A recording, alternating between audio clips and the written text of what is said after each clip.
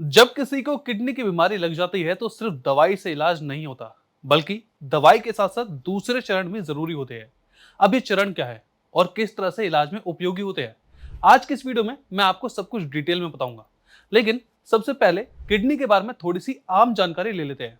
तो देखिए, किडनी हमारे शरीर का एक बहुत ही जरूरी अंग होता है, जो बिना रुके चुपचाप से एक फिल्टर मशीन की तरह काम करता है। यह छोटा सा अंग शरीर के लिए एक बड़ी जिम्मेदारी निभाता है।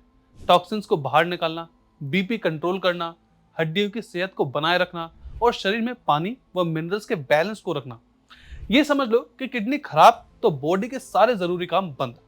जब यह अंग धीरे धीरे काम करना बंद कर देते हैं, तब शरीर में जहर जमने लगता है और फिर शुरू होती है किडनी डिजीज।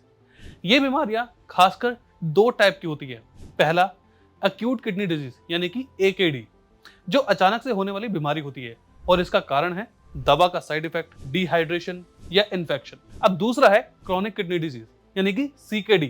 ये बीमारी धीरे धीरे बढ़ती है और इसकी खास वजह है डायबिटीज, हाई ब्लड प्रेशर और गलत तरह का लाइफस्टाइल।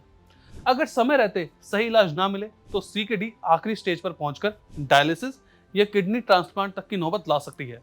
लेकिन घबराए नहीं, आयुर्वेदिक दवा, योगा, डाइट, पंचकर्म थेरेपी और नेचुरल लाइफस्टाइल से आप अपनी किडनी को फिर से मजबूत बना सकते हैं, और वो भी बिना डायलिसिस, बिना ट्रांसप्लांट और बिना किसी साइड इफेक्ट के। अब आइए समझते हैं कि किडनी डिजीज के बारे में आयुर्वेद क्या कहता है। तो देखिए, आयुर्वेद के हिसाब से किडनी की समस्या खासकर वात और कफ का दोष का बैलेंस के बिगड़ने से होती है। जब ये दोष अग्नि यानी कि पाचन शक्ति को बिगाड़ते हैं और आम यानी कि टॉक्सिन्स पैदा होते हैं, तो यह यूरिनरी सिस्टम पर बुरा असर डालता है। ऐसी कंडीशन में आयुर्वेदिक दवाइयां बॉडी को नेचुरली डिटॉक्स करने, दोषों को बैलेंस करने और किडनी को फिर से एक्टिव करने में मदद करती है। इनमें सबसे पहले है पुनर्वादी मंडूर। यह बहुत ही इफेक्टिव हर्बल दवा है जो सूजन को कम करने, पेशाब की मात्रा बढ़ाने और खून को साफ करने में मदद करती है। दूसरी है वरुणादि क्वाथ। यह पेशाब के रास्ते को क्लीन करता है और यूरिन रुकने या जलन जैसी समस्याओं में असरदार होता है। तीसरी है गोक्षुरादि गुग्गुलू। इससे किडनी का काम इंप्रूव होता है, साथ ही पेशाब को बाहर निकालने और किडनी को स्ट्रॉन्ग बनाने में बहुत ही हेल्प होता है। चौथा है चंद्रप्रभावती। यह आयुर्वेद में पेशाब के रोगों से जुड़ी सबसे बेस्ट दवा मानी जाती है। यह डिटॉक्सिफिकेशन करती है और ब्लड सर्कुलेशन को सुधारती है। पांचवा है त्रिकुट चूर्ण और त्रिफला। इनसे डाइजेशन इंप्रूव होता है और टॉक्सिन्स बाहर निकलते हैं, जिससे किडनी पर एक्स्ट्रा लोड नहीं पड़ता। छठा है पूर्णनवा मंडूर। यह अनीमिया, यूरिन कम बनना और शरीर में पानी के भरने की समस्या यानी एडिमा के लिए यूजफुल होता है। बस एक बात का ध्यान रखें कि इन दवाओं को किसी भी अनुभवी आयुर्वेदिक डॉक्टर की सलाह से ही लें। अब ये तो बात हो गई दवा की, लेकिन जब तक दूसरे चरणों पर ध्यान नहीं दिया जाए, तब तक दवा का भी कोई असर नहीं होता। तो चलिए बढ़ते हैं अगले और जरूरी स्टेप पर, जो है सही डाइट। देखिए, वैसे तो बॉडी के लिए पोटेशियम, फास्फोरस, सोडियम, प्रोटीन, ये सारे न्यूट्रिएंट्स बहुत जरूरी होते हैं। लेकिन जब बात किडनी पेशेंट की होती है तो उन्हें ये सारे न्यूट्रिएंट्स बहुत ही लिमिट में और डॉक्टर से पूछ कर ही लेने चाहिए, क्योंकि एक खराब किडनी ठीक से इन न्यूट्रिएंट्स को फिल्टर नहीं कर पाती, जिससे किडनी पर लोड पड़ता है और वेस्ट मटेरियल भी बॉडी में जमा होने लगते हैं, जो आगे चलकर किडनी फेलियर की नौबत भी ला सकते हैं। तो ऐसे में ये सवाल बहुत ही आम हो जाता है कि किडनी पेशेंट क्या खाएं और क्या नहीं। तो आइए मैं आपको थोड़ा डिटेल में बताता हूं। तो सबसे पहले फलों की बात करते हैं। अगर आप एक किडनी पेशेंट हैं तो सेब हो गया, लाल अंगूर, पाइनएप्पल, जामुन, अमरूद, पपीता, नाशपाती, रसबेरी, ब्लूबेरी आदि खा सकते हैं। सब्जियों में लौकी हो गई, तोरई, टिंडा, गाजर, मूली, पत्ता गोभी, हरी शिमला मिर्च, करेला, आलू और बिना बीज के भिंडी ले सकते हैं। ध्यान रखें, सब्जी का छिलका उतारकर अच्छे से उबाल लें और हमेशा ऑलिव ऑयल में ही पकाएं। एक किडनी पेशेंट को हमेशा सेंधा नमक ही यूज करना चाहिए, वो भी लिमिट में। अब चलते हैं अनाज की तरफ, जिसमें गेहूं, सफेद चावल हो गया, ओट्स और लिमिट में सोयाबीन खाए जा सकते हैं।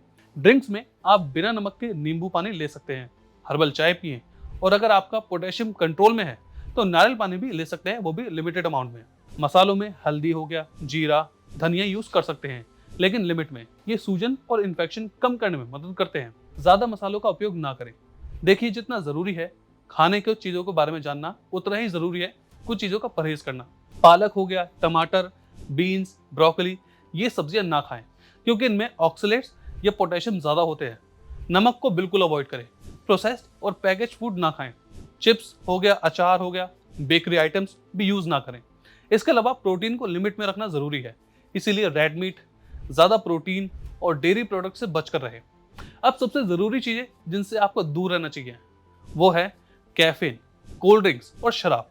और अब डाइट को लेकर एक बहुत ही महत्वपूर्ण टिप आपको देना चाहूंगा, वो ये कि कोई भी चीज अपने डाइट में शामिल करने से पहले एक बार अपने डॉक्टर या डाइटिशियन से जरूर पूछ लें। खान पान की बात तो यही खत्म हुई, तो अब चलते हैं लाइफस्टाइल की ओर, यानी हमारे पूरे दिन की आदतों की ओर, जो इलाज की गति और असर को तय करती है।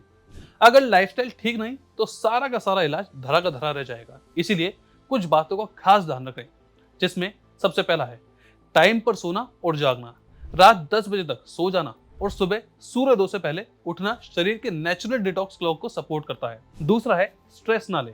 मेंटल स्ट्रेस किडनी पर सीधा असर डालता है, इसीलिए ध्यान, प्राणायाम और सुकून देने वाली एक्टिविटीज अपनाएं। तीसरा है फिजिकल एक्टिविटी। हल्की वॉक होगी, सूर्य नमस्कार हो गया या योग के माध्यम से बॉडी एक्टिव रहती है और ब्लड सर्कुलेशन भी इंप्रूव होता है, जिससे किडनी को बहुत फायदा मिलता है। चौथा है धूम्रपान और शराब से पूरी तरह दूरी बनाएं, क्योंकि ये दोनों किडनी के दुश्मन होते हैं और बीमारी को तेजी से बढ़ाते हैं। पांचवा है सही मात्रा में पानी पिएं। हर व्यक्ति को अपने किडनी की कंडीशन के अनुसार पानी पीना चाहिए।